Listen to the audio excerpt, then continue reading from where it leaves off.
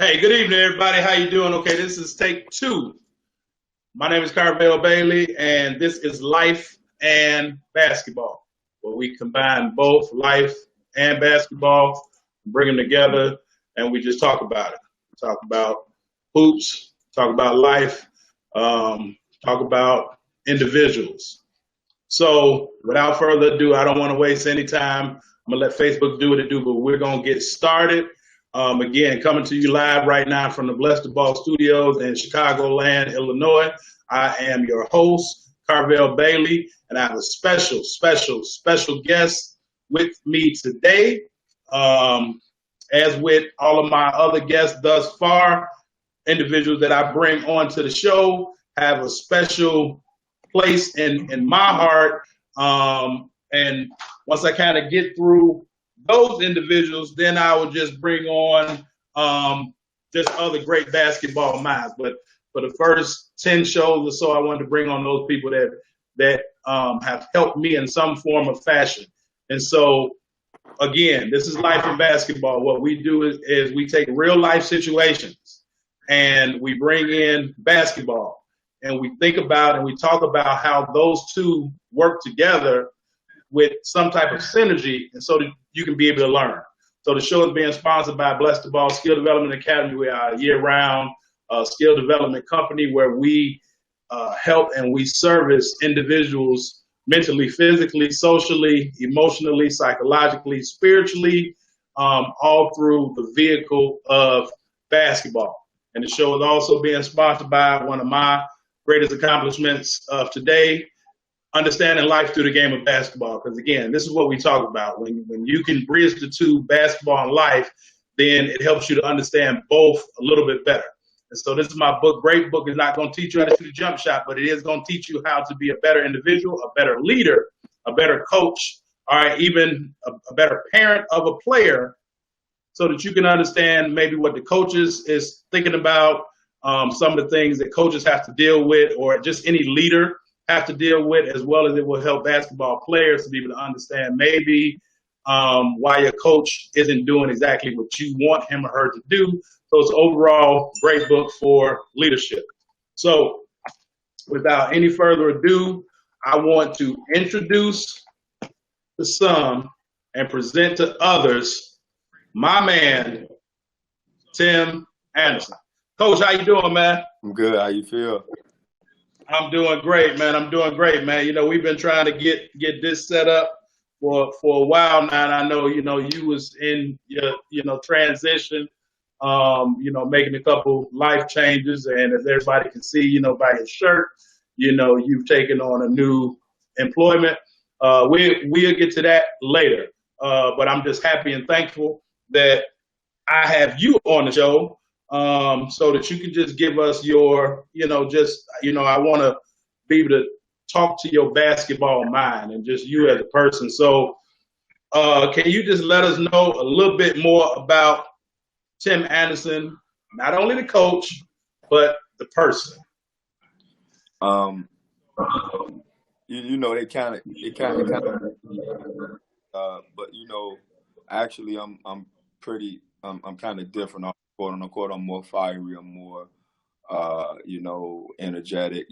Off the court, I'm more so laid back, family oriented. Like to be around my guys. Like to be around, people that's special in my life, and like to also, be around as many young men and women that I can possibly be that help, just help impact their life in a positive way, or whatever I can do to help them. Okay, perfect, man, perfect. Sounds great, and I know a little bit about your background, so I can understand why something like that means so much to you. But so let's, starting out, let's, take it back from, the start. You are from the West Side, and you are from Henry Horner's. So can you tell us, and I always like to ask this question kind of first to get to know, more about people. Can you tell us what Henry Horner means to you, how that helped shape you as an individual coming up? It was huge. That's where I'm from. That's my foundation. I take a lot of pride in that. A lot of times people, wish they wasn't in the projects, or wish they wasn't, born in the projects. But I kind of embrace it. I think it was huge for me and my upbringing and the person that I am. Sometimes I wish I can go back. And the crazy thing, Coach, is a lot of people have admiration for making it out the hood. My admiration was never to make it out. My admiration was to make the hood a better place. Right. I'm comfortable there. I was born and raised. I still have my childhood friends. The same guys I grew up with, caught grasshoppers with. Did bad things with. Was fortunate enough. God blessed me to, for basketball to help me and make a way out and kind of use basketball to get education. My life, people I've way to relate I've gained, and it's been okay. And so now, from Henry Horner, and again, as you said, you take pride in it. You love where you are from, helped shape and mold you. Let's kind of fast forward a little bit. Why you were still in Henry Horner coming up. When I first met you at NYSP. So talk about how NYSP, for people don't know what that is, National Youth Sports Program, and it was held at Malcolm X.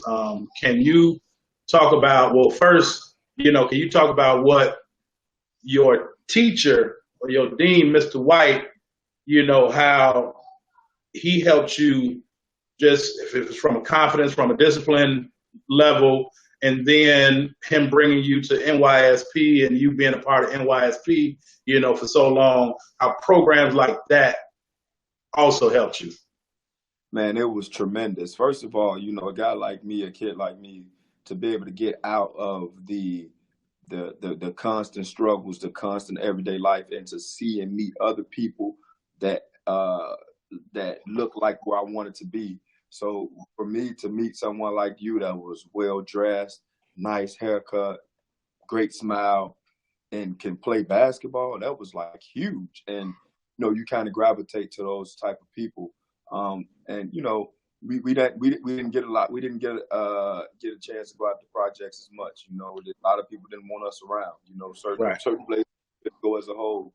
And NYSP was one of the better programs because not only for the Hornets, but it brought different other communities, and it kind of made us embrace each other because it wasn't no fighting going on there. You was gonna do what you got to do, or you kicked out. It wasn't 3 strikes. You won't cooperate. Done. You know what I'm saying? And I was out in that parking lot in that hot sun, and you going through doing attendance, and everybody out there anxious to get on the basketball court. But you used to always say, slow down. It's more than life than just basketball, and you got to learn. Yeah. Basketball, don't let basketball use you. And I'm looking like, man, I'm 8 years old, man. What a ball at? You know what I'm saying? 8 years old, and and you got this guy telling you like, man, you got to use basketball. Don't let it use you. And it's just going over my head. I'm like, man, what are you talking about? Give me the ball. So, for me, it was huge because, not only were you able to walk, talk that talk, but when we got on the court, you had game. And I was like, wow, like, and you gravitate towards those type of people, especially, being a young man growing up watching basketball, and then you can relate to him. I'm like, he looks just like me. He got a chain. Right. He got nice clothes. He looked good. He got a little curl. Remember, you had a curl back then. Yeah. He got a little box with the curl in it. And, yeah. And that was huge for me. And Mr. White always he's tough. Both of you guys are very strict, but he's on another level. He don't take it. At least you can kind of talk and kind of figure it out. He ain't. This is what's gonna happen. This is how it's gonna happen. And if you don't do it, this is what's gonna happen. Exactly. And to see, Mr. White, he was like just an imposing figure, like a big guy. Like, and as I got older, he wasn't that tall. He just so huge. You know what I'm saying? he didn't take none of that. You know, he didn't take none of that. And he was one of the the people who came in my life and just was who they were and didn't care about no excuses, didn't care about none of that. You know, if you're gonna do it right, if not, this is what's gonna happen. If not, you know what I'm saying? And that's how it was.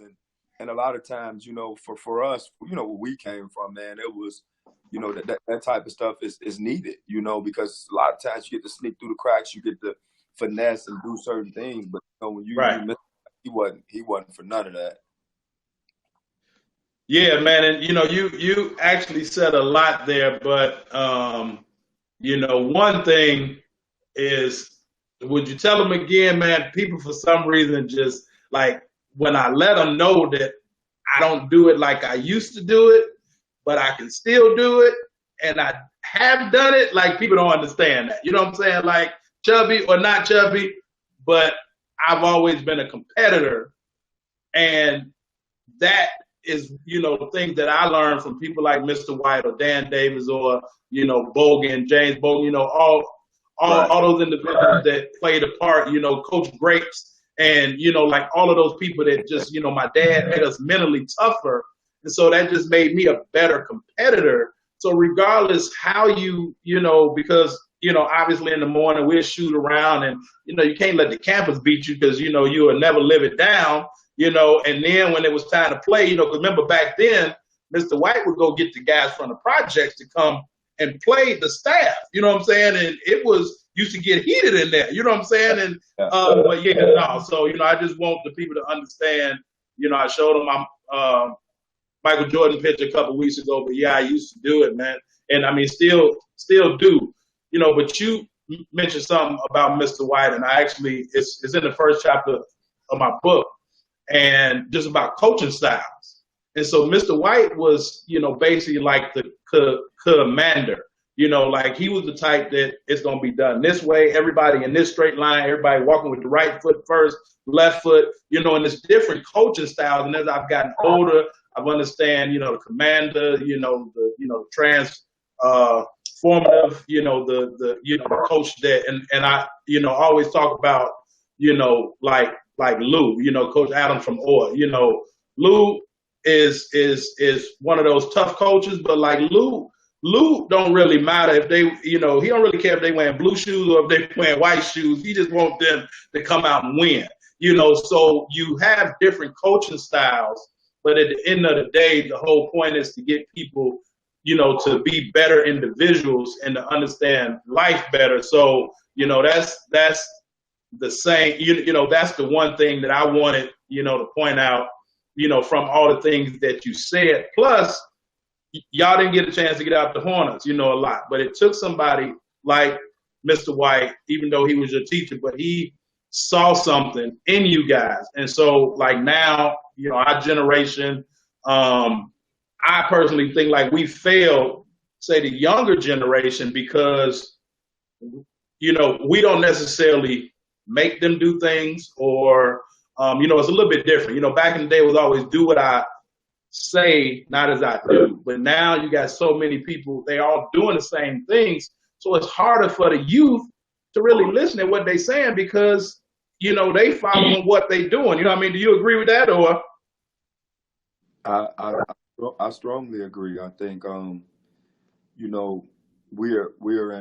we're in the culture and the time of the right now where everything has to be done right now, and with social media being so huge, and you know what I'm saying, and how things is being publicized, and the things we value as a community, as a race, it's a disconnect. It's a huge disconnect, and for us, for us, we had resources, and we had multiple opportunities to go to boys and girls clubs or off the streets or community centers or NYSP and different type of sources and structures like that. Now, it's not that many boys and girls clubs. It's not that many community centers. It's more negative, and I always say our community embraces the wrong thing. And with me, for you, it was always like where I come from, we looked up. We praised the gang members. We praised them because, you know, they looked good. They had money. They had nice cars. So it kind of contradicted everything grandma ever told me. Go to school, get a job. Right. Right. Why I gotta go to school and get a job when I can do this right now? You know what I'm saying? Right. Got better cars and more money than the teachers. So for me, you know what I'm saying? When I saw guys like you, I'm like, damn, he cool as hell. He look good. And he ain't no lame. So Right. I'm catered towards that because our community make guys like you lames. Guys that Right. do it the right way and not gang bang. So they don't embrace that. They embrace the guy that pick up the gun. They embrace the guy that's selling the drugs. They embrace the guy that got the nice car, not the guy that got the degree.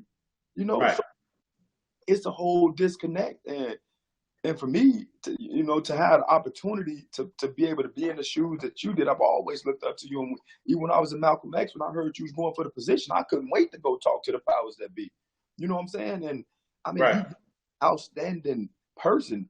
Forget a basketball coach. You know, you're getting a guy that just stands for the right things. And culturally, it's a disconnect because we forget about that type of stuff. You know, like Exactly.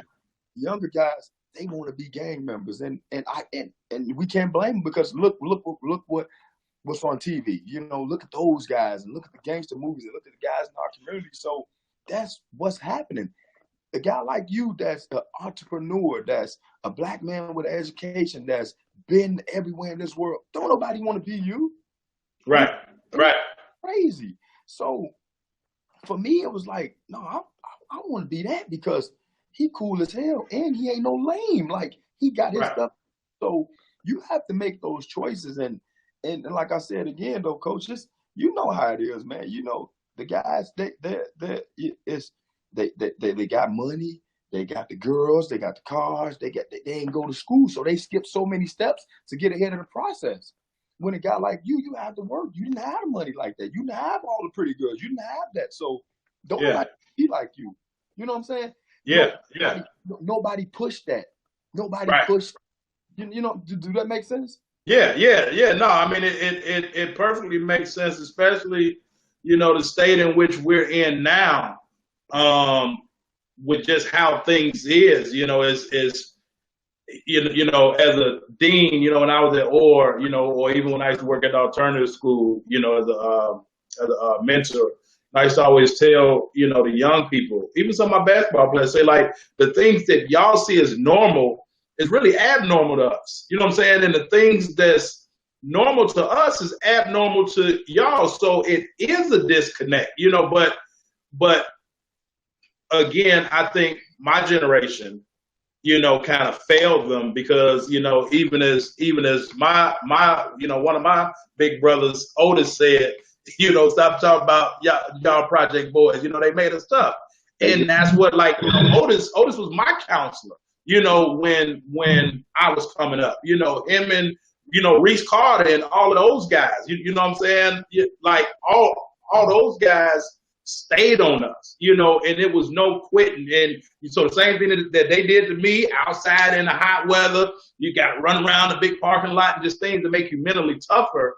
You know, those are things that I learned and I just passed on. And that's, again, what I'm still trying to do now, just trying to pass it on. And, you know, but people don't understand, Tim, and, you know, I don't go, you know, really talking about it. And, you know,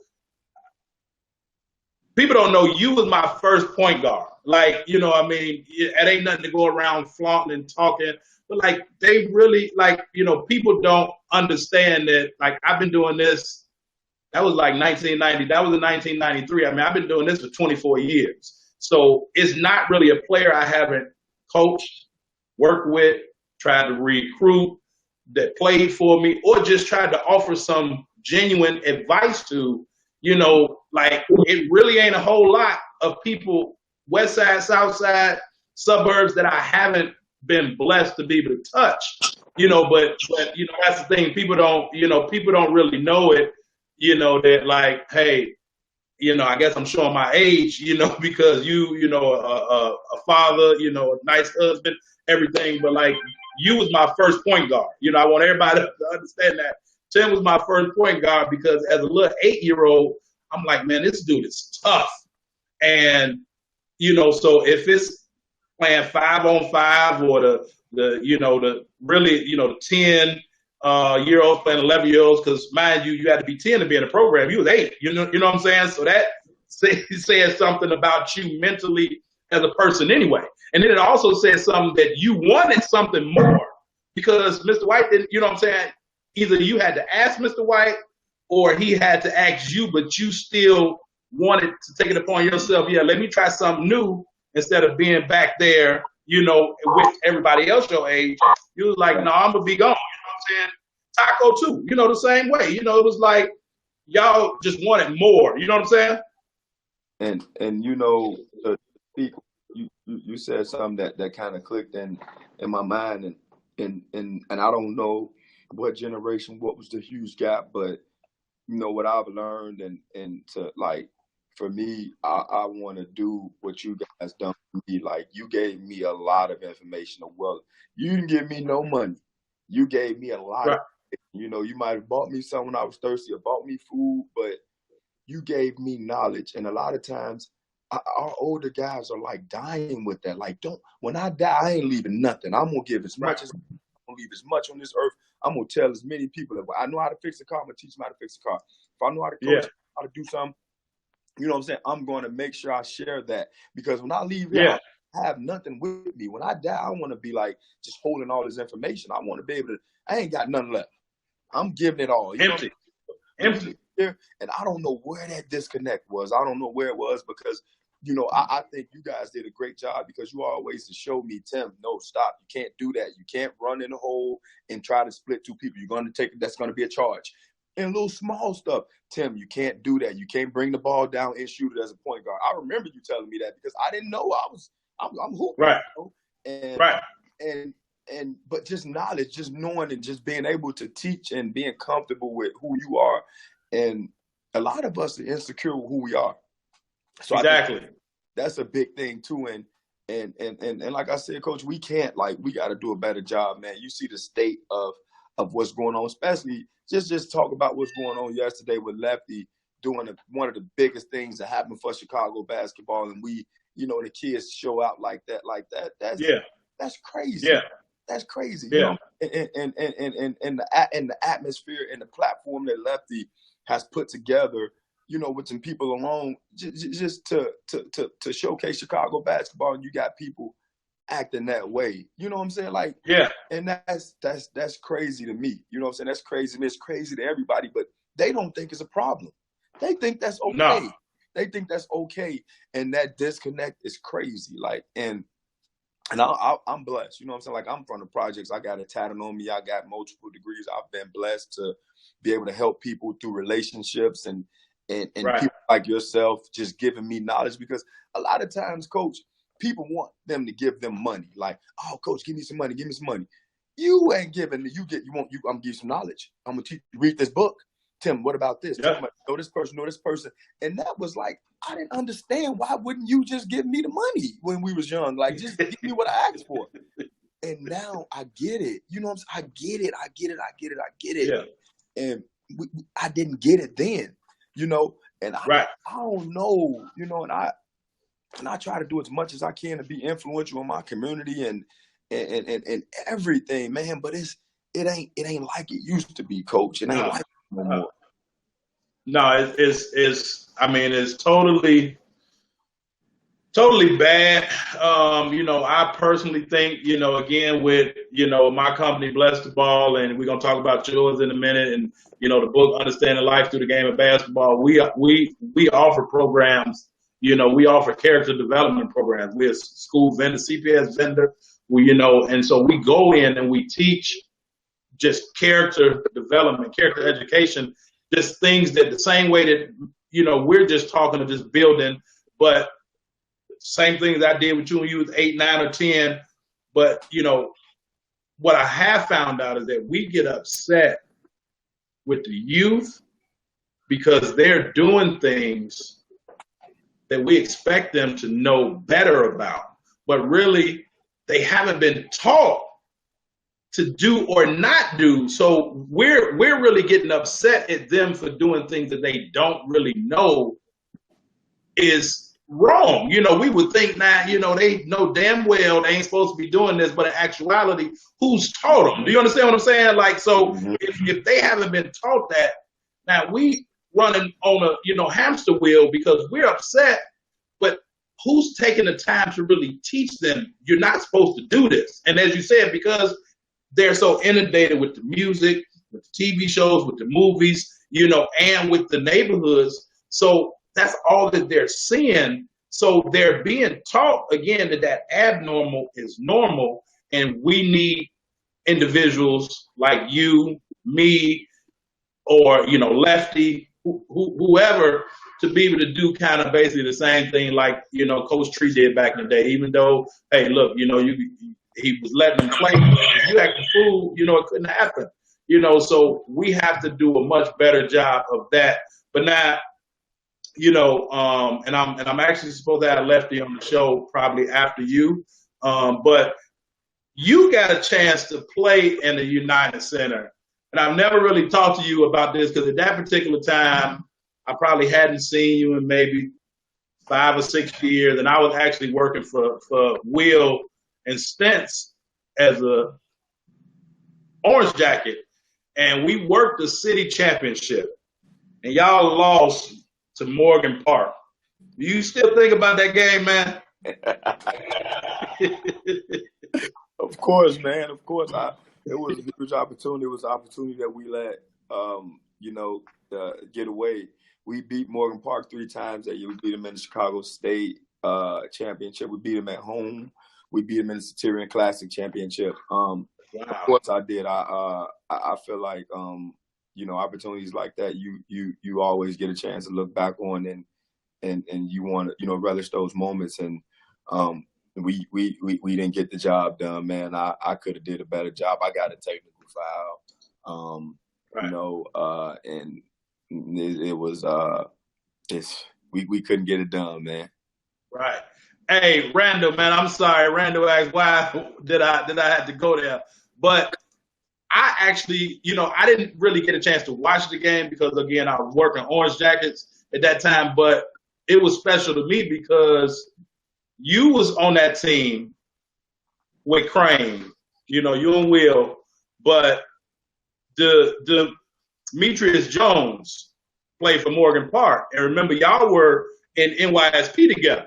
You know what I'm saying? So, you know, Double D went on to, you know, he was a quarterback at Notre Dame, and then he transferred and went somewhere else. So it was, you know, I had my chest out because I'm like, these are right my first 2 basketball players, and now they competing for a city championship. You know, I thought that y'all would win, you know, and it just always sticks with me because I remember after the game when I did see you, you know, and didn't really know what to say. I just, you know, put my, you know, hand on your shoulder and told you keep your head up because you could see you, the competitor, the disappointment, you know, and I don't, you know, and I, you know that, you know, you kind of been a part.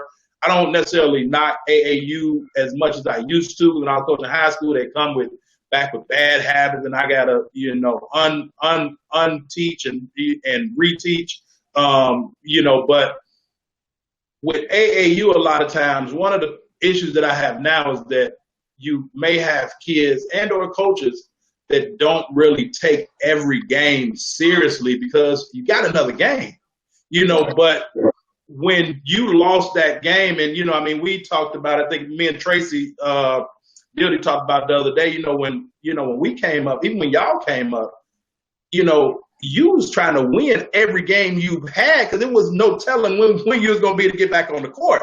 You know what I'm saying? So that just made us tougher individuals because it meant something to us. You know what I'm saying? So after the game and, you know, you had your hoodie on and, you know, it's like it meant something to you, you know. And so, and I never got a chance to ask you that. You know, I just wanted to, you know, see because we, you know, was talking about briefly what happened yesterday, but I know that you played in the United Center, so you understand that feeling, you know, that you may not get back. So, but not with Crane, you know, you played for Coach Longstreet, right? Yeah. Tell us something about Street, man, that people don't know. You know, I mean, I heard he just got a new job at Proviso West or somewhere, or East or something. So I want to congratulate him on that. But tell us something about Street you don't know, man. Because, to me, he's a funny guy. A lot of people intimidated by him, scared to talk to him. But Street is a funny guy to me. He always make me laugh every time I see him. Tell us something about Street, man, that people may not know. I don't know. I think Street is like an open book. You kind of, it is what you see. He's a worker. He's a grinder. He's great at communication. He knows how to get things done. From a basketball standpoint, he teaches the fundamentals. But he also relies a lot on his guys' talent. He let his guys go. Okay. Street is a funny dude. He works, man. He works at it. That's what I can say. He works at it. He's old school. He works at relationships. He gets it. Right. Okay. Now, so we move from Street, and I know that you had you played with some great guys, but obviously the one that everybody maybe remembers is Will Bynum.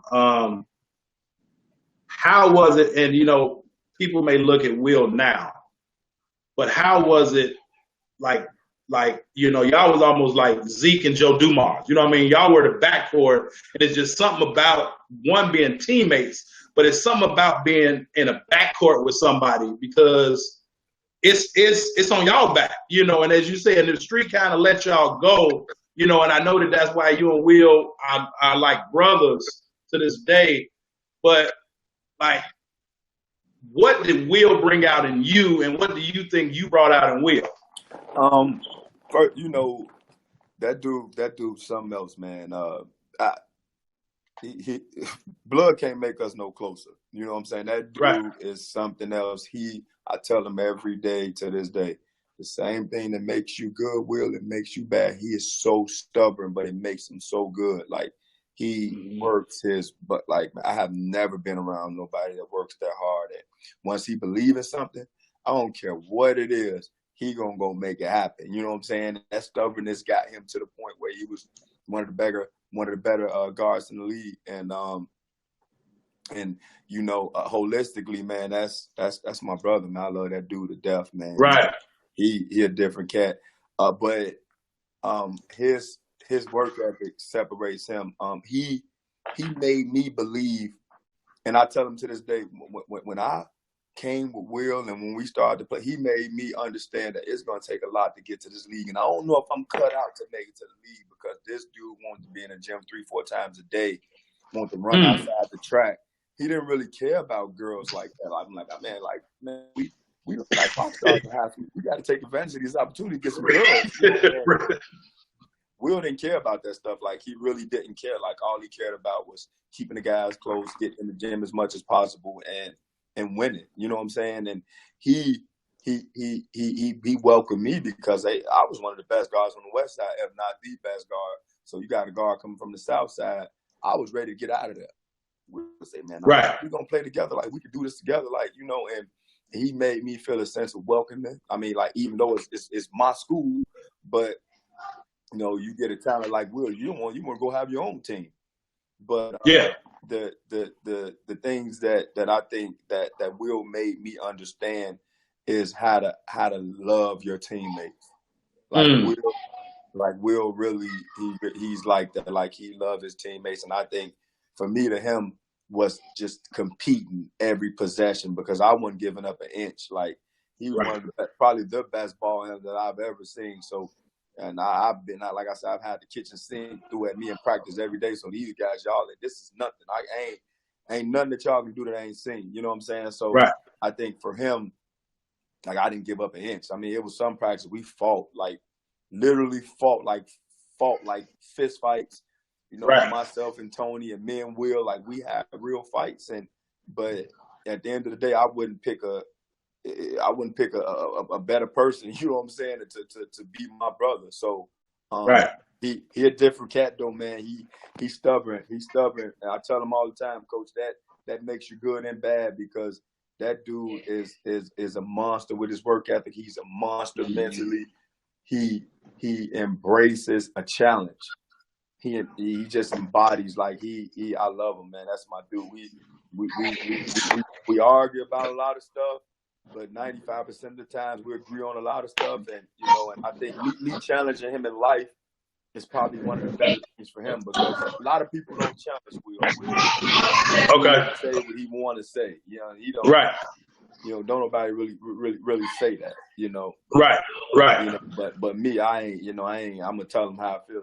You ain't going right. And with that, again, talking about life, it's an old saying that if you're the smartest person in the room, then you need to find a new room.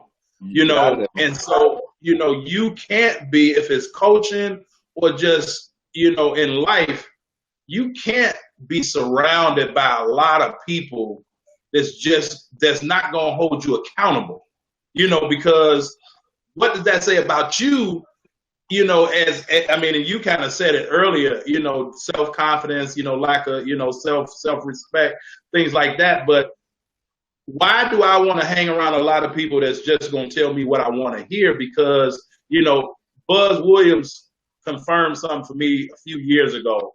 He was like, you can help somebody so much the way you hurt them. You understand what I'm saying? And, and I, think that we do that a lot, with our youth, but even still in basketball, you get a lot of coaches, man, they going to tell these kids, I've never told a kid that they good. Like, I tell them after they get done playing for me, but I will never tell a kid, as many All-Americans as I've been blessed to coach for all regions, all conference, I've never told somebody they good, because I want to continue pushing them and pushing them and pushing them. And what good does it do to say that? Now, the minute that you hear it, because we human, now we kind of start giving up, or not giving up, but think that we're comfortable. And, as you said, if Will taught you just about team, being able to love your team, being able to love your brother, Will could have said, hey, man, I'm here, peace. But look, no, we're going to play together. And now, Yoda, stubborn, hard-headed, but too, okay, well, now you ain't did nothing but just gave me a reason to want to really stick it to you every day in practice. And players need to understand that. I used to, always tell my guys, and you came to my practices, I came to your practices, and I, like, if you're not trying to destroy the dude across from you, then ain't neither one of y'all going to get better. You know what I'm saying? Yeah. I mean, so, that's special, man. I, wanted to ask about you and Will. Now, when did Tony really break out? I mean, like was his defense like that in high school too? But I'm just thinking. Always. He's always okay. He's always been talented. We knew that Tony had the opportunity to be special.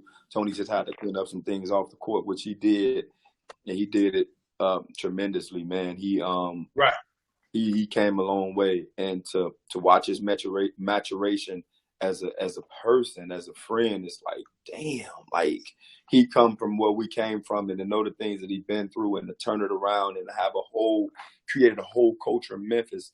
Like, they embrace him and his style, Yeah. And that's huge. And Tone, man, Tone's smart dude. Like, he's very smart, and you don't get the credit for how smart he is.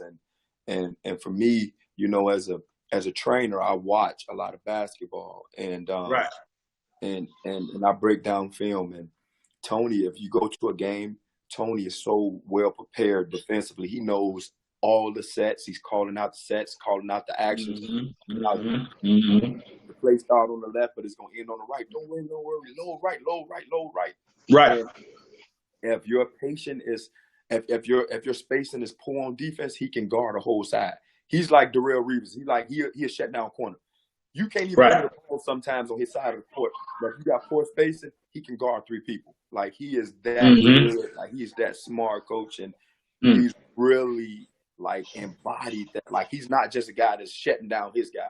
He knows the guy's tendencies. He knows what shot he's going to. He knows where he needs to be. He knows all the small stuff, all the plays, and he's like, he get it, man. And people don't understand how much work that goes into being that type of player at that level. Yeah.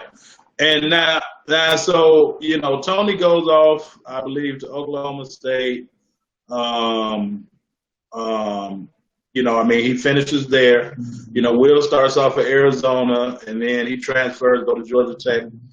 You wind up going to Oklahoma Panhandle, and a lot of people may not have heard of that, but, you know, if people look up your stats, they can, you know, kind of understand what you did, why you were there.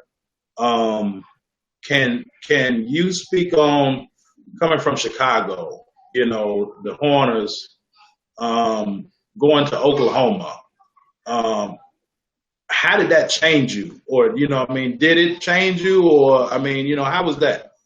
I wouldn't say it changed me. It exposed me to a different culture, Okay. different people, to a different lifestyle, to different values, to different educational structure.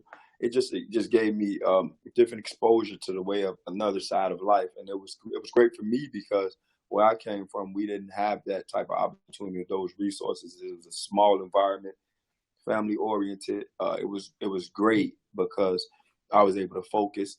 Wasn't no city life, wasn't none of that. So it was school and basketball, which was great for me. You know, I go down there and, you know, play and ended up graduating with a 3.9 GPA, and that was, and you know, for me, and like I was barely making it at Crane, low ACT score and all of that. So, you know, going to Malcolm X too helped me be a better student. You know, I graduated from Malcolm X later. It helped me be a better student, taught me how to study, taught me how to prepare, and you know, going on to further my education there. And you know, I always know I want to coach, and because I want to be impactful, and just, you know, words from guys like you and other guys, just to use basketball and let it use you. And I figured it out. You know, you can love this profession. You can be a trainer. You can be a coach. You can be a GM. You can be an owner. There's all type of different revenues you can take along this ride, and you know, it's just to get this free education through the process. And that's what I want to show. You know, most of the kids, most of the people who come up where I come from, or whoever is willing to learn and listen, and to be able to do that, and have a profession now. You know, because a lot of us, I'm looking at one of the guys, Hubert Jones. And we all come from Crane. We all got degrees, and nobody thought we was going to do that. You know, they knew we were going to make it. But Tony graduated with honors. You know, Will graduated, and I'm graduating, and all of us, you know, got degrees. Jabbar, Zoe, Tino, Lil Carl, you know, Pops, Jason Fries, and all of us, Joplin Johnson, we all, you know, finished and got 4-year degrees. So that's huge. And that's a testament to what's been put in us. You know, I got mentally tough tattooed on my arm because when I was playing, I thought that was the worst time of my life. I was like, man, I can't get in the game. I can't play like I want to play. And I feel like this coach holding me back. And Sonny Park always told me, don't let nobody break you down mentally, you know. And a lot of that stuff I couldn't understand then, but I just got strong, and I just tried to be the best teammate I could be and try to get the most out of it that I could. And you know, that's huge, man. You know, I think it's a testament to the pedigree of Crane, that, you know, with Street, and not only with you guys, but even guys after you all still went on to college and, you know, was able to graduate and, you know, understood, you know, use the ball, don't let it use you. You know, so, I mean, you go on, you have a great career, you know, at Oklahoma Panhandle, wind up coaching there, you know, for a while on the staff, came back, you know, was at Malcolm X, I believe, for a year. And then you got, I would say, at that point in time in your life, you got your dream job, going back to Crane. So, you know, and really at around the same time, I got my dream job at Malcolm X, because that's kind of where I grew up at, in that building, you know, for the most part. And, you know, from 16 to when I got the job at 30 something. So, we both kind of had our dream jobs, and it's, it's funny how, God kind of sets things up, and, we were brought together in that gym, but you wind up getting your, dream job at that time at Crane. I wound up getting, my dream job at Malcolm. What did it mean to you being able to go back to Crane, and knowing that this is what, as tough as it was, but it kind of helped mold you, but it was a standard there too, And I think in life, as I talk about, accountability partners, but we don't have enough standards anymore. You know what I'm saying? Be it on a basketball court or wherever, but you had a standard with your guys and they understood it, Karen and, Corey and, all the other guys, that you had, because I tried to get whoever you had, because I already knew what type of person they was going to be, what type of player they was going to be. But what did it mean going back to Crane and then trying to reestablish that tradition of how it used to be? It was huge. It was the biggest opportunity of my life. To go back to my alma mater and to, but I tell you, coming down Longstreet was a tough act to follow. He did it. He did it great. He did it at a big level, at a high level. I meant, and got a lot of kids in school. He won. He was integral in my success and a lot of guys' success. But it was also challenging because at that time, I don't know if you remember, it was a kid that was killed right on the steps at Crane. Yeah. 3 months before I accepted the job. And nobody wanted to send their kids to Crane, especially after something like that, on top of all the negative, images and stuff that we had. But, and then, you come in and you're excited, but then you think, damn, I gotta go against Wolf. I gotta go against Hen and Marshall. I gotta go against North Lundale, Thorpe. I gotta go against Tyrone Slaughter. I gotta go against Lou Adams at Ort. And you got to compete with those guys not only on the court but off the court, and to Longstreet is tough. Nobody wants to send their kids to Crane. So getting in there, understanding the culture of Crane, understanding the tradition, I think helped me a lot. And trying to surround myself with the right people, the right help to make me a better coach. Ultimately which happened my first year was, oh my God, it was horrible. We went 18 and 11, and then my second year we went 20 and 10, and then we went, I think, 26 and 4. And in my last 2 years, the latter part of those years, I went back-to-back IHSA State Coach of the Year. Those, and I ultimately wanted to be a college coach, and that was the hardest thing for me to explain to my kids, was to, my dreams too. You guys got admirations of going to college and going to the NBA. I have admirations too as a coach to achieve those dreams, and leaving those kids, the kids that came there based solely off the relationships they had with me was it hurt. It was hurtful. Sometimes a lot, I think I should have stayed. I should have stayed 1 more year or 2 more years. Right. But I was blessed to have opportunities to go up to the collegiate level, and I took it. Sometimes I regret it, but I've learned a lot, and I've gained valuable relationships, throughout that whole process. Yeah, man, and I just remember, just coming over there, and your practices was just about as tough as mine.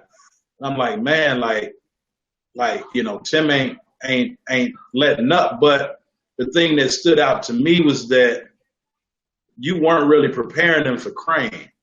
You was preparing them for beyond Crane. You know what I'm saying? You may have been trying to get ready for Thorpe or Slaughter or Lou or Wolf, whoever, but you was getting them prepared for after, and so they didn't understand, some of the drills and some of the things that you would have them doing, and, at times when we would talk, and you would be like you understand analytics, that's a huge thing now, right? Anybody that's brilliant can get a job in athletics on analytics, but you kind of understood, you this tall, it should take you these many steps to get up the court. You know what I'm saying? Or, you know, you have to be able to play for X stretch of time in between a quarter or timeout. You know what I'm saying? So like you were giving them things that was probably well over their head and they probably didn't get into after they left you. You know what I'm saying? Because, you know, it's like, hey, the next level is easy. Players would always call and be like, man, coach, like, man, they workouts ain't nothing compared to the stuff that you would do. And I'd be like, I was trying to prepare you, but I remember, and from what you said earlier, when you found out I was getting a job at Malcolm X, man, that you was ready to talk to whoever, powers that be. But, I remember two things. You actually called me, and I'm like, I don't normally get a call from Tim. But you called me. I was actually walking out of South Suburban that year. And I went up there, to just holler at the coaching staff there. I was maybe leaving Truman or something. And you called me and you said, Coach, I need you to have a deaf ear. And I'm like, what you mean, Tim? And you was like, because the word on the street is that you gonna get that Malcolm X job, and there's people out here in the streets that's questioning why they gonna get a job to you. Remember that conversation? You said, so I need you to have a deaf ear. Like, don't listen to nothing that they saying. And again, this is coming from my first player. Now you calling me like, look, don't even pay it no mind whatever you hear, because like they don't understand what I know and what some other people know. So, keep a deaf ear to what, and like that stuck with me, even to this day. You have to at times, you can't try to take in and receive everything that everybody is giving you. You know what I'm saying? You got to be able to, block it out. And then when I came in for my interview and I walked in the gym, and you was downstairs shooting, and you came up to me, you was like, Coach, congratulations. I'm like, what? And then you was like, you got the job. I said, Tim, I'm about to go upstairs and interview, and you just looked at me and started smiling. I said, hey, okay, I'm gonna go do what I got. But I mean, you've always been in my corner, and I definitely, appreciate that. Always vouch for me. I've always tried, to do the right thing to help build people up, and I learned, as I said, from Otis and Dan and all those guys, and even, watching people like Tree and even like Chris Head and, all of those guys throughout that time.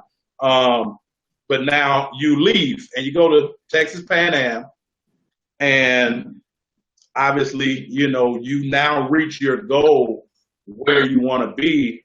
And you talked about how hard it was, but we understand with players going from high school to junior college, or high school to college, or junior college to the Division I level, the game is faster, quicker, tougher.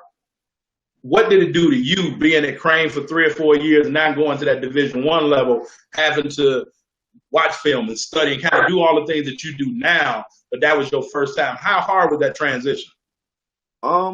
Initially it was real hard, because you ultimately think you're ready and you're prepared to do whatever you got to do, but it's kind of hard working under someone.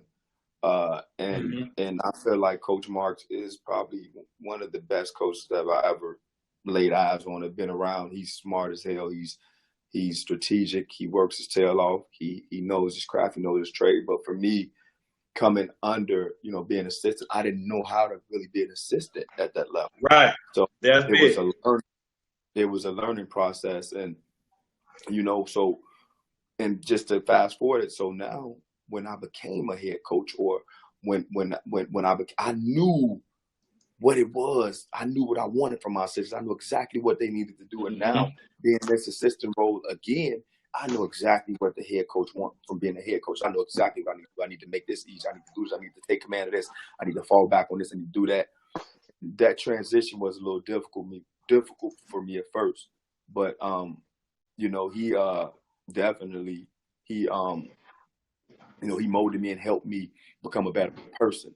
think a lot of our things was off the court, just like with Coach Lato. You know, me coming on board with him, we talk a lot about, it's not even basketball stuff, just men and men for being, doing the right things, trying to do the right things, and trying to, because of who we are and the blessings that we have.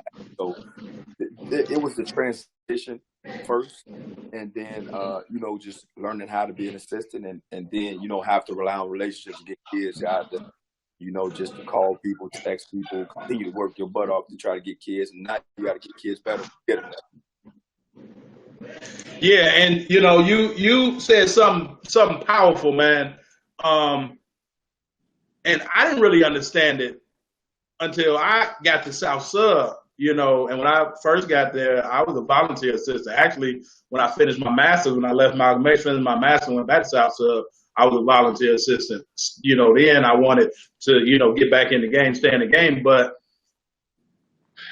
as a head coach, when I was at Hyde Park and I was coaching on the sophomore level, and I was a varsity assistant coach, I kind of played the background, Sales and Newsom did an excellent job.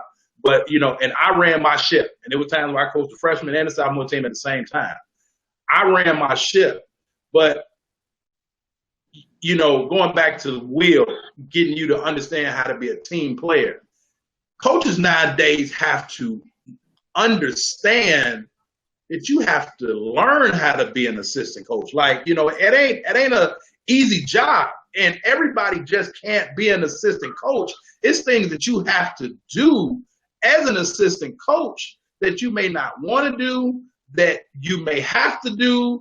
And you also, and it's difficult based on who you're working for, again, because, you may have some dudes that they may hire a lot of yes dudes. You know what I'm saying? So you got to understand your job as an assistant. Any coaches out there that's assistants, listen to me. Your job as an assistant is to assist the head coach. So if you have to bring something up, or if you have to recommend something, if you see something, regardless if that head coach don't listen to you, but it's your job to be able to present something, because you have two eyes, so it's another lens. So you can't be afraid, man, I can't talk to the head coach. He might not listen to you, but your job as an assistant is to be able to hold them accountable and to not necessarily challenge them, but you have to be able to make them better.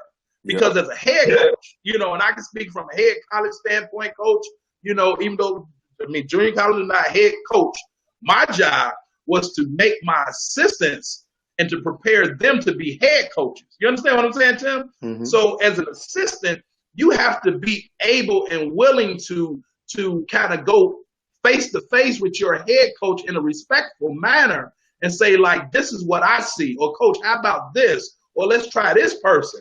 And if that coach respects you enough as a professional and as an individual, they will listen to you. They may not agree, but they can respect that you think enough about them to make them better. You understand what I'm saying, Tim? Exactly. As assistant coach, you have to, your job is to make suggestions. The head coach job is ultimately to make the decisions. And whatever your role is, you need to play your role. So if you're in charge of the defense, if you're in charge of these amount of players making sure they go to study hall, if you're in charge of the offensive flow, the secondary break, the fundraisers, the dealing with the boosters, it's so much structure at this level, that the day-to-day stuff that people don't know. And it's so much stuff that a head coach have to do sitting in that seat.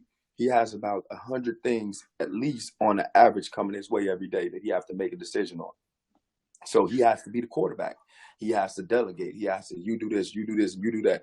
And holistically, as a staff, we got to keep his jersey clean. What I mean by that, he can't get sacked. We can't let our quarterback get in a messed up situation. The example here, he cannot have a bad reputation in Chicago. I have to do a great job of getting him out there, making sure he's visible. People know him. He cannot take hits. My job is to make sure his jersey stay clean. Right? He got to worry about running the program, talking to boosters, going to golfing out and sitting with the AD, going to do a fundraiser, this, that, or the other. So much day-to-day stuff that comes with that cheer that is not even half basketball. So your Right. assistants got to do a great job of running the program for them on a day-to-day. Mm-hmm.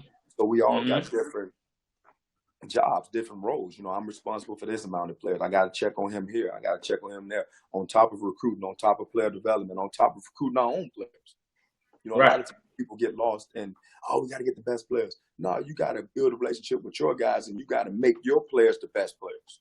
You know, because everybody wants the 5 stars, and yeah, you learn, man. And you know, in my first experience, I was like, ugh, I got out and had my training company doing really well, and been blessed, and you know, running one of the most prestigious AU programs in the world. I've been blessed to do that, and when Coach Lado came to me with the opportunity, and I kind of thought it out, and it was kind of a no-brainer for me to give up everything I had to join him. It made sense. Yeah, and you know, so you kind of went into both, you know, of my next 2 questions with, you know, talking about DePaul. You know, you made your shift, you know, now on the DePaul coaching staff, and you know, hopefully you can, you know, help bring that prestige back to DePaul.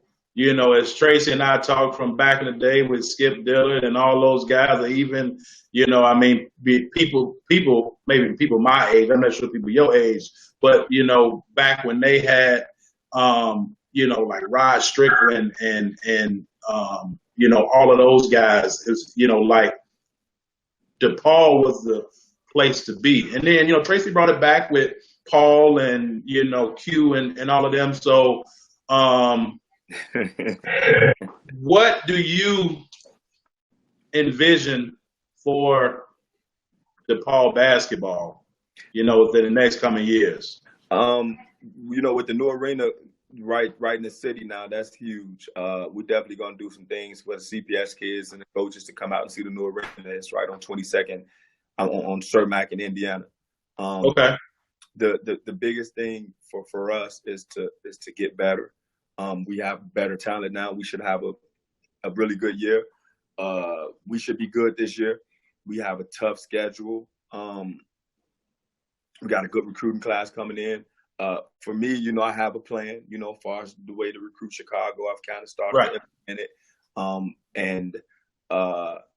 And holistically, we just want to be more visible. We want to get Chicago back to the days when, you know, you had Pat Kennedy and Tracy and them and Coach Farmer and them here. They was running it, man. Chicago was a place to be. Nobody wanted to leave. And I think, you know, we getting the right structures in place now to get that back going. Yeah. And, you know, you're kind of in a good situation because you can get people out of, say, the inner city so they can be, you know, out of the neighborhood, but still close to home. You know what I'm saying? And you know, they can get comfortable and just kind of focus on basketball. And so, you know, I got a couple more questions, man. Again, I appreciate your time. I value it. I know that you're a busy man. Again, I just wanted to, you know, this is what the show is about, life and basketball. And it kind of stemmed from, you know, my book, Understanding Life Through the Game of Basketball. Just go into, you know, everything that we've been talking about. But I've always, you know, I was always taught that when you understand basketball or any sport, but here we're talking about basketball. When you understand basketball, it helps you to understand life a little bit better because you understand teamwork, you understand, you know, communication, you understand discipline, you know, you understand that, you know, it's a chain of command. You know, you know, the biggest thing that I think that you understand, and a lot of people don't get it, is really the attention to details, Tim. You know, I mean, you talked about, you know, the AAU, you know, I'm going to, you know, talk about Ground Zero in a minute, but can you express to the listening audience the importance of paying attention to details? You know, I say it every day, Coach. You have to be detailed. You have to be able to do the small stuff well. Everybody think about the big things. You have to be really good at doing the small things that we have to do innately. We have to be good at that. And you have to be, especially in this business. If you skip steps, yeah, it's gonna come back to bite you in your butt. And especially for a coach and a young coach, like myself, you have to find things that you feel are your core values. Yeah, I yeah. feel from that, and I say it every day. I say it every single day. You have to be detailed. You have to be. I say it to my teams, say it in life, and you have to be. And you know, and especially with the transformation and where the game is going now, it's a must. Yeah, and you know, if you skip a step, you know, you can get beat. You know, and you know, we get so many people that want to take the elevator and don't want to, you know, take the escalator, less known the stairs. You know, but you don't understand how much better that makes you as an individual, as a person. You know, they call it the microwave generation now. You know, but even in life, you know, we talk saying that, you know, you can't skip steps on the basketball court, but even off the basketball court, you know, we normally say like, you know, you got to be on your square. You know what I'm saying? Because if you ain't on your square and you skip some steps and don't really follow through with the details, it can not work out in the, you know, positive manner for you. You know what I'm saying? Regardless what it is that you do. You know, you know, the name of the company is Bless the Ball because you're blessed to be able to play. But I can go even further to say, you know, where, you know, if you ever had a finger injury, an ankle injury, and you can't play for a couple games, it like really gets you. But even from a life standpoint, the people that are living well, you know, it really, you know, what we call balling, right? They're blessed to be balling because at any given time, their lifestyle, regardless if it's positive or negative, that lifestyle can be taken away. You know, you can have $1 million home legally or not legally, and it can be taken away. So you are even blessed to ball in that standpoint with what you have, because in an instance, it can be taken away. You know, so we all have to really understand, and that's why, you know, my wife kind of gave me the name, and it stuck with me, and I kind of took it further. Like, we are all blessed to ball in our own sense or our own setting, you know, but not getting to ground zero. You know, you are an entrepreneur, you know, yourself. What prompted you, you know, because again, you know, I'm telling y'all, I've been trying to get Tim for like 3 weeks. Hardest to catch up with, right? Like twice, we couldn't do it last minute. But if I get a call from Tim or a text from Tim, I know that it's something sincere. And you know, he will send me a text, Coach, I'm just checking on you. You know, it's not, you know, often we don't go back and forth, you know, but as you know, certain people in your life where you don't always have to be around them, like you said with Will, blood couldn't make y'all, you know, any closer. But, you know, we have certain people in life to where you cannot be around them for 10, 15 years. And when you hook back up, it's almost like y'all never missed a beat, you know. But you actually sent me a text, man, probably had to be about 4 o'clock in the morning, man. I'm like, man, I got to get up. I'm like, Tim. I'm like, okay, why the hell is Tim texting me? Like, what is it at this point? And you actually sent me a video, your first video, when you first started it. And you were like, Coach, you know, I'm about to get going with this thing, and you hadn't really came out with the whole, you know, with the photo shoot and all of that. It was kind of in the baby steps, you know, and you sent the text out. But what prompted you to start Ground Zero, man? Well, can you tell us what Ground Zero is first? So Ground Zero is my basketball training company. And I've been training for a long time. I was inspired by Sonny Parker. He was my inspiration to be a basketball skill developer. And one of the first people I trained was Will and his son, you know, Jabari, those guys. Man, and again, I trained Will for free forever. He still don't pay. He don't give me nothing. So I train 4 or 5 times a day, but you know what he did, he gave me the exposure and gave me the opportunity to build off of that. And by seeing me train him and him train with me, they asked him, Will, how do you get your handles, or who do you work with? And he put me on, and I just grinded it out, and it just started to grow. It started to grow, and it got to the point now where I got over 60 NBA players and 60 high school players and 100 grammar school players, and and I've also been blessed to employ other people, and that's been huge Right. for me to be an opportunity to help other people, eat Yeah. and an opportunity to put food on people's table and to make decisions, because this it's designed for you to be a boss. I tell people all the time, bosses don't got to go to school and get degrees. Workers get degrees. Right. Everybody got this whole thing, go to school and make something out of yourself. That's fine. That's totally fine. But you got to find something that you're great at, and then you got to be able to help people in doing that. And ultimately, if you're blessed, you'll be able to get paid for it. And man, Coach, I've been blessed, man. I've been blessed. And Ground Zero has been great to me. Being able to work out players, Derrick Rose, Jabbar, all these guys, and having direct relationships with them. Like I say, Will that's my dude, man. That's my heart. I love him, man. He's stubborn. I got to mention that, and I want people to know that, because that makes him great.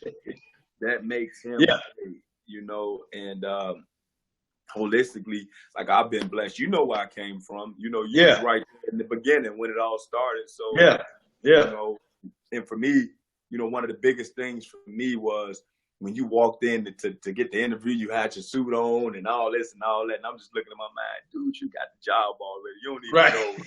You come and trying to talk to me, and you looking at me like, what's going on? I'm like, dude, you good? He's like, really? You ain't believe me. I'm like, you good, man. Like, man, I couldn't go to battle for a better person. Everything you exemplify. I appreciate that. And I mean this, Coach. I couldn't go to battle for you, your wife, your family, your kid. Like, you stand for the right things. And I knew people didn't know. They didn't know. They didn't know. Right. They just thought they was getting little fat little guy. No. Yeah. Dude is fiery. He's smart. He can still play. He can coach. He can teach. And he can go to war with you. You know what I'm saying? Right. And they don't know that, though. But when you start to implement that stuff in Malcolm X, I just come up there and just, after my practice, just come and sit in the stands and watch your games and just watch how people was amazed and how quickly you got it turned around, and they thought that you weren't going to win. And I was like, yeah, I knew. I knew it, and everybody, people that was looking at you like, man, who is this dude? And they didn't support you. Now everybody want to be your friend. Everybody want to come be a part of what you did. And I just walk out the gyms. I didn't say nothing to you. I come in and because it was, for me, it was selfishly. It felt like, he deserved that. Like, he deserved all of that. Like, and that's my friend. That's one of my mentors, and I can't wait for him to be successful. And now, you know what I'm saying? Like, now look at you, all you dudes. Everybody questions this. Now y'all packing the arena, y'all packing the stadium, y'all saying he didn't. You know what I'm saying? Because they doubted you when you came in, man. They doubted you. They didn't do anything. The kids, and I was kicking them out, and you had to set that structure, and you understood it takes some time, but man, I was just so proud, and I always just go back to sitting in that sun. You had us sitting in that sun. It was 100 degrees outside, man. 75 minutes out there in that parking lot. Hey, man, made y'all tougher, man. You know what I mean? It definitely made you tougher. But yeah, no, it was I say, with you and, even Lefty, I was just I met Lefty kind of on the end of my Hyde Park years and things like that, back when I think like High School Elite was out, right? But, even Lefty, man, we was able to do, community service with West Haven, with Lefty, with OG, with Mr. Gaines, and I was able to help bridge the team and the school with the community, with what they were doing. And, it was, certain people that understood and that knew. But yeah, man, it was difficult because, it was like practices was like open gym. Like, no, man, y'all got to get out. It's closed door. And, the first game, because Willie Scott's schedule, like the schedule he had was like, damn, Willie, like, and then you leave, but the first game was against Highland, and Highland is prestige, and that gym down there, first of all, I tell anybody, and you played there, you was there from a young kid, that old building that they tore down, that was a shooter's heaven. Like, if you could shoot, you knock down buckets in that gym, even on a bad day. Yeah. But and just the atmosphere, going in that basement with the brick walls up and like. And so the first game against Highland, man, it was damn near sold out. Highland was, like maybe number 20 in the country or something at that point. First game of the season. And like we gave it to them dudes. They had like 3 Division I players and we had like nobody knew nobody that was on my team. Mm-hmm. And the gym was packed. And I can remember talking to my assistants. I said, man, they here to see us lose. And even during the timeout, I told my players, I said, man, they not here to see y'all win because me and you had that conversation. I'm like, they here to see us fail. And like we like handed Highland some. And I think from that day on, we brought a different type of enjoyment, because basketball is entertainment. And we brought a different style of entertainment to the West Side during that period, between 2010 2012, man. But, back to Ground Zero, man. Ground Zero is great. Y'all go check out Tim. Tell us what the website, somebody type the website in. Tell us what the website is, Tim. www. I think it's groundzerotraining.com all together.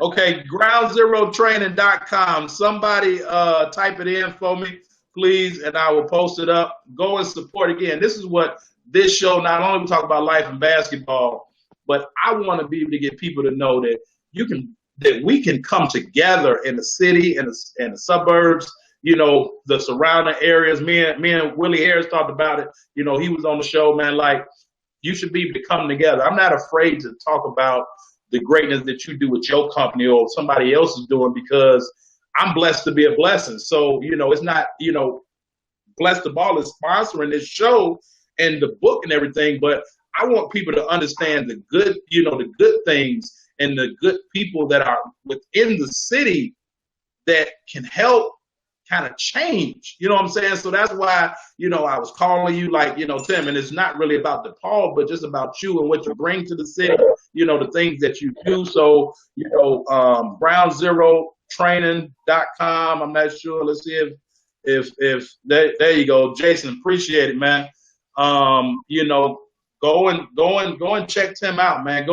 We'll check his staff out. Like you said, he's in a position where he's able to hire staff now. He's back on the college level, but he has a staff that can still run his company, and still, he's laid the blueprint out. And so, like huge, man, huge. I look and be seeing Ground Zero there in this country. And I'm like, man, I know Tim ain't all these places, but, and that's the thing. You're able to hire staff and use people as leverage, to be able to service more people. So, man, that's tough, man. But now, I'm going to let you go in a minute, Tim. But so I'm going to put you on what I call the hot seat, man. I asked 3 to 4 questions, nothing, too bad. But first question that I want to ask you, man, is who is the toughest player? Who is the best player? I say the best player. Who is the best player that you have ever seen in real life? That's tough. I wasn't ready. I wasn't ready for that. I wasn't ready for that one. Wow. Have I ever seen a seen or just seen, period? LeBron James. Okay. I'm sorry. Right. I know they're gonna kill me. Michael Jordan people are gonna kill me, but it was LeBron. James. It hurt to say it too. Now, who's the best player that you have ever played against? Will. Minus Will, because I know you're gonna take the easy way out. Dave Bailey. Wow. People don't know, man. I mean, Dave still go, but like people don't know, man. That Chris had them dudes on a real like short leash, but them dudes was dogs, man. Please, that dude is the whole nother animal, man. That dude, one of them dudes, man. Dave Bailey. That's for probably about a week and a half, man. I got like 2 or 3 Michael Hermans, but David Bailey, man. People don't understand. Yeah, no, definitely, man. Davis. I mean, what made Dave so good? I mean, when you was playing against His will. His will. His will. His will. He always thought he can do it. He always knew he can make it happen. He thought he had a way. He never was counted out. You never had him in a bad situation. He was just better than everybody in his mind. Right. Okay, yeah, that's tough, man. Now,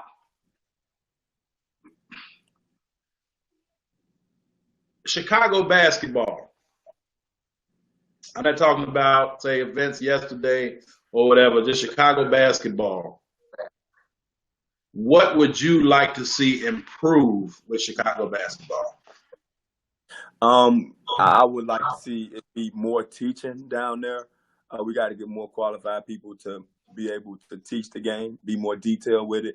I would like to see us work together more so and not be so much of a South Side, West Side. We have to work together because, like I said, there's no way like a guy like Dave Bailey or Tony Bennett or you got Jerome Randall, Steph. Those guys are NBA level players. I train NBA level guys. I know what it look like. There's no way that those guys didn't make it. Even guys like Amari, because we so split on the South Side, West Side, we rather represent him and say forget him because he's from the South Side instead of all us standing together. You know what I'm saying, and supporting each other. Y'all heard it. You heard it, all right? And everybody echo that same thing, but we need to really put some things in action. Last question, Tim. More on the educational side, not really hot seat. I'm not going to necessarily say the gentleman's name, but he played for you, and then he went to Orr, and then, he played for Ukraine. He wound up going to Orr, so I think you know who I'm talking about.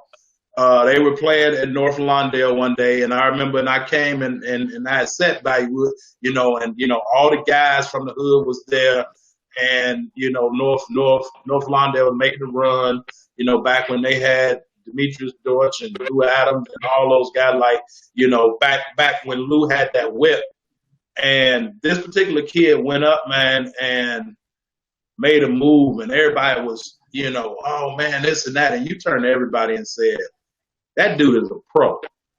And I just glanced over at you because I had worked the kid out several times also, me being the dean there. And it's just something that you see. Can you explain? And, you talked about Will doing the things and, you kind of knew he was going to be a pro, but you was younger then. But as you got older, evolved, training those guys, and even Tracy talked about how, Tim Hardaway would be at the court late at night. You got to have some discipline and some will. But in your eyes, what makes a player a pro? I mean, I don't know if you remember that incident, but like, what will make you say those things, looking at somebody and be like, man, that's a pro?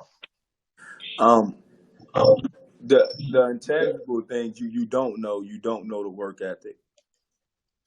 That's huge. That's huge. The things you look at the talent. If a guy's good going this way, if a guy's good going that way, how quick he is in doing it. Is he special at doing something great? Is he an elite level shooter? Is he an elite level ball, elite level finisher, elite level defender, elite level distributor? Those are the type of things that I look for when I'm saying that, because nowadays you just have to be special and great at something. You don't have to be really good at everything. Mm-hmm. And I heard a coach say it. Actually, back in the day, I remember when Northern was actually recruiting Malcolm Griffin heavy, and I knew the staff there from working camp, and I remember they were saying like he kind of does different things great. The two biggest things that I learned from Division I coaches, Coach Wicks that was at Northern, he said, like, when you get on the next level, you just have to be to do one thing great, like, because we're going to get a rebounder. we're going to get a score. You know, we're going to get a shooter.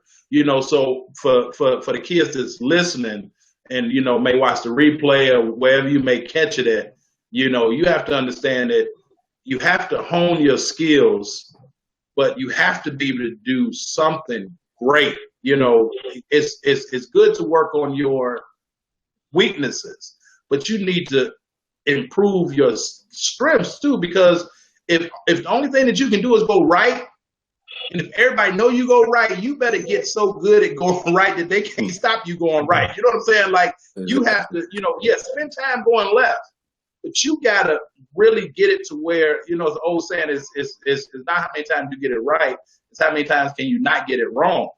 Mm-hmm. You know, like, you have to be able to master and conquer, you know, certain things. So, you know, you got to be able to be great at one particular thing. And then, you know, I remember when I was at Hyde Park, Gene Cross, he was recruiting Steph, and we had just beat. Man, we went through the West Side that year. We beat. First game was Crane.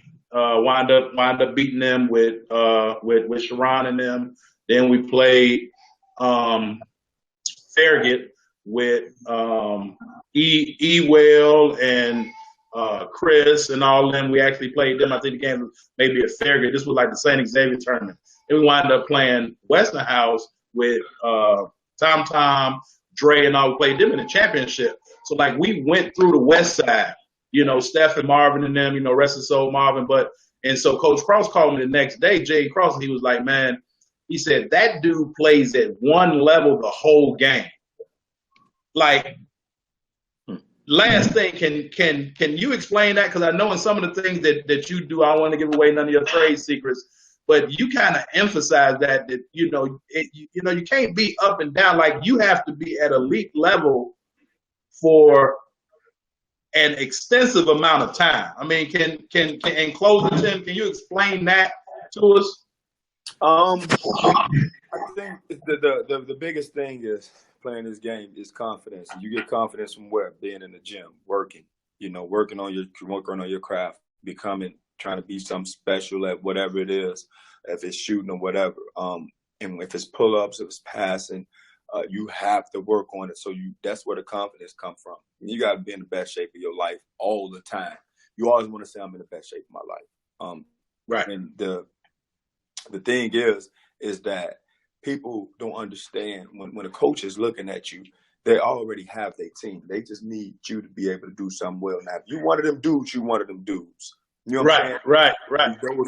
Dudes, you know, everybody want those dudes. And a lot of times I equate recruiting to, you know, just like you don't need all the women to love you and fall in love with you. You just need one.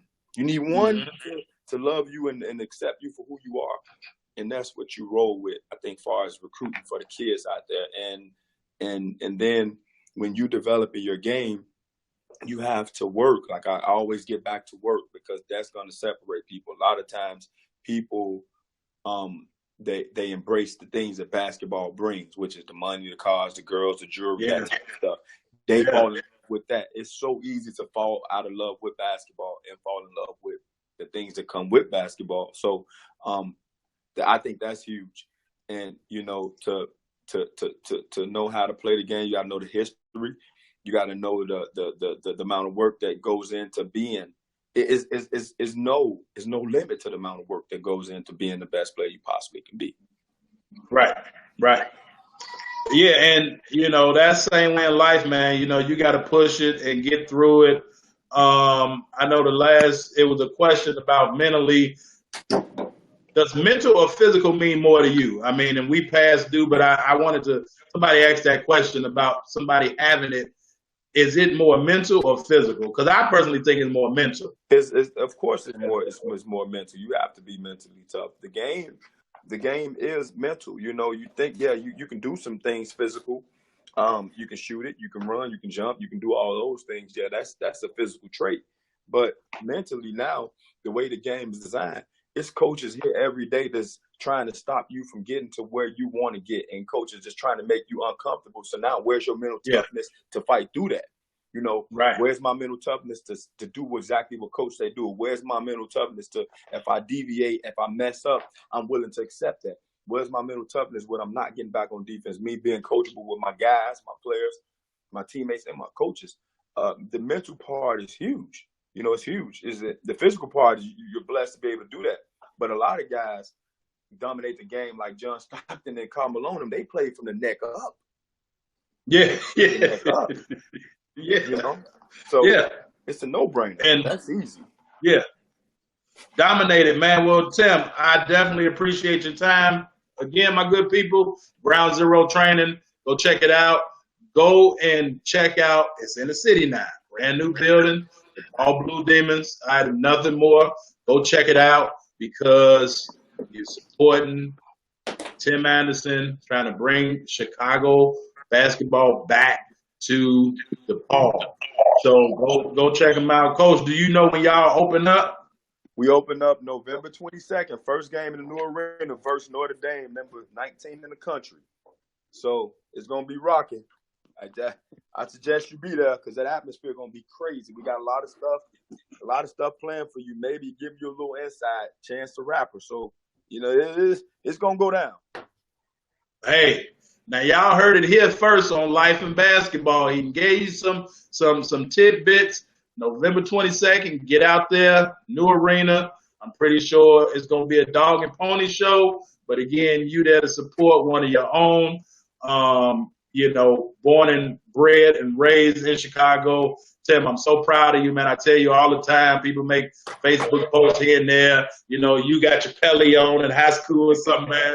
But I definitely appreciate it. Again, go and pick up the book, Blessed to Understand Life Through the Game of Basketball. I will put the link in the comments. You can go pick it up. $19.99, great book. All right, it's not going to show you how to shoot a jump shot, but it's going to help you to be a better individual mentally, and then you can take it physically, spiritually, socially, emotionally, everything else.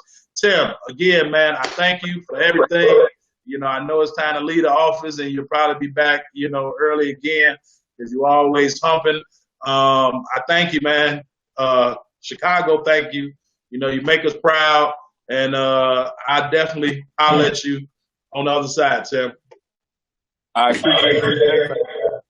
Yes, sir. That you stand for, man. I love you, man. All right, no doubt. And I'm going to put you on the spot because you and Tree said y'all was getting books. Tree got here, so I'm going to put you on the spot. I know that you're going to get one, but it's time that you get one, especially now. You're going to be on the bus, on the plane. You got lots of time. Might as well go and pick it up. I'll put the link in. But, yeah, man, I definitely appreciate you, man. Go home to the wife and kids and, definitely enjoy yourself. I'm about to go check mine out. They just got back from Arizona. Go hug on them, love on them now that the show is over. So I always say in pardon to everybody, all right, you should be reaching for the top because it's crowded as hell at the bottom. All right, so until next time, all right, Carvel with Tim Anderson. Peace out, y'all. Peace. All right, Coach. All right, boy. Yes, sir.